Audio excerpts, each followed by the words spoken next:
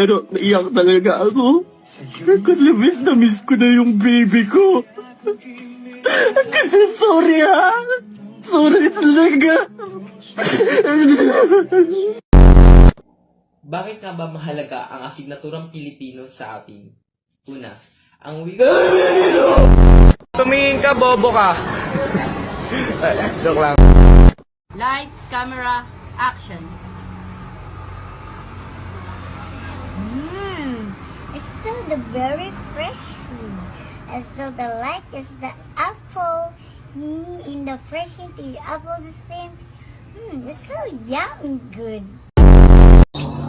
Birthday mo pala ngayon. Binabati kita ng isang putang ina mo. Hindot ka, bugok ka. Ay, ang ganda-ganda ko pala dyan. Mukha akong angel.